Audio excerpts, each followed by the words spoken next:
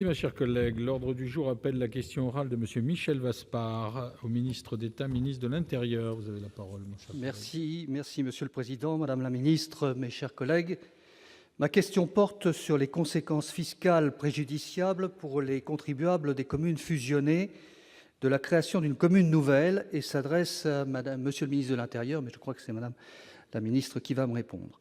Plusieurs maires de communes nouvelles ont en effet fait savoir qu'ils rencontraient des difficultés du fait de l'absence de prise en compte de la réduction de la part départementale de la taxe d'habitation, dit débasage de la TH, au moment des votes des taux de fiscalité de la commune.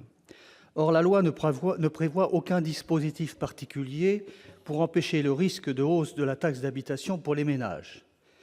Dans mon département des Côtes-d'Armor, j'ai ainsi été saisi par le maire de la commune nouvelle de Beaussais-sur-Mer, fusion des communes de Plessis-Balisson, Ploubalay et Trégon, qui a pu constater une augmentation très forte de la taxe d'habitation, particulièrement pour les familles de 2-3 enfants et plus, sur les 3 communes. Les services de la Direction générale des collectivités locales, comme ceux de la Direction générale des finances publiques, ont identifié ce problème qu'ils qualifient d'anomalie et proposé une solution. Les communes nouvelles concernées qui souhaitent corriger leur politique fiscale votée en 2017 sont invitées à prendre rapidement contact avec les services préfectoraux ou les services de la Direction départementale des finances publiques et reçoivent alors un nouvel état 1259 comprenant le débasage du taux de taxe d'habitation. Elles bénéficient d'un délai supplémentaire afin de délibérer leur taux de fiscalité pour 2017. Très bien, un nouveau vote peut effectivement intervenir, mais dans ce cas, ce sont les recettes de la commune qui sont amputées à due concurrence de la baisse des taux votés par le conseil municipal. Or, dans la situation actuelle, est-il bien normal de ne pas être, comme l'indique d'ailleurs la loi, dans le cadre des transferts, dans une parfaite neutralité fiscale ? La solution proposée n'est, me semble-t-il, pas sécurisée juridiquement, raison pour laquelle certaines communes hésitent à y recourir pour cette année et à l'avenir. Mais l'avenir, on sait déjà, il sera bref, puisque le président de la République a hélas annoncé la suppression progressive de la majeure partie de la taxe d'habitation il y a quelques jours ici au Sénat. Cette annonce inquiète évidemment très fortement toutes les collectivités locales. Néanmoins, si la taxe est supprimée, à quelle hauteur seront compensées ces communes nouvelles ? À ce stade, je souhaiterais du moins que vous puissiez apporter, Madame la Ministre, aux communes nouvelles concernées par cette anomalie toute garantie que la solution fiscale proposée cette année est claire et sécurisée. Mon cher collègue, la parole est à Madame Jacqueline Gourault, ministre auprès du ministre d'État, ministre de l'Intérieur. Monsieur le Président, Monsieur le sénateur Michel Vaspart, vous appelez mon attention sur l'augmentation de la taxe d'habitation à l'occasion de la création de communes nouvelles et notamment la situation de la commune nouvelle de Beaussais-sur-Mer dans votre département des Côtes-d'Armor. Alors bien qu'il soit lié effectivement au transfert de la part départementale de la taxe d'habitation au bloc communal lors de la réforme de la taxe professionnelle en 2011, le sujet que vous évoquez ne relève pas d'une problématique de taux, mais se rapporte aux abattements.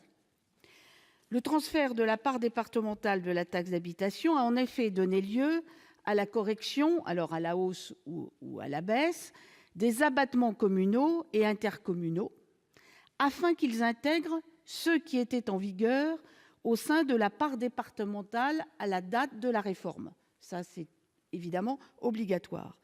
Or, dans ce cas de création de communes nouvelles, ce qui est le cas donc, que vous posez, les abattements de taxes d'habitation applicables sur le territoire des anciennes communes sont soit harmonisés sur délibération de la commune nouvelle, soit, en l'absence de délibération, ramenés à leur niveau de droit commun.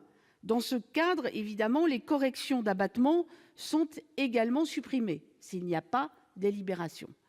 Il en résulte qu'une commune nouvelle peut voir la taxe d'habitation augmenter sur son territoire, faute de délibération pour harmoniser son régime d'abattement ou parce que le nouveau régime d'abattement a été harmonisé sans tenir compte des corrections d'abattement. Pour corriger cet effet, la commune nouvelle de Beaussais-sur-Mer aurait pu harmoniser ses abattements en prévoyant, comme le permet l'article 1411 du Code général des impôts, de majorer d'un ou plusieurs points, de majorer l'abattement pour charges de famille, puisque c'est le sujet qui a été soulevé. En tout état de cause, le conseil municipal pourra délibérer avant le 1er octobre 2017 pour augmenter les abattements applicables sur son territoire à compter de 2018. Ensuite, vous avez rajouté dans votre question la question de la suppression de la taxe d'habitation.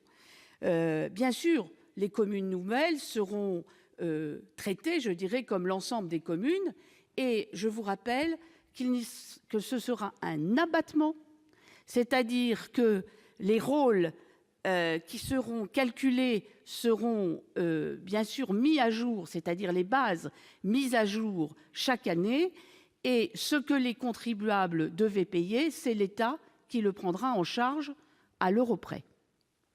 Merci Madame la Ministre. La parole est à Monsieur Michel Vaspart pour répondre à la Ministre. Bien, écoutez, Madame la Ministre, merci de votre réponse. Elle est, je crois, excessivement complète. Elle mérite d'être lue dans le détail parce que c'est évidemment des sujets excessivement techniques et je ne manquerai pas de transférer votre réponse au maire de Boissé-sur-Mer. Merci mon cher collègue. L'ordre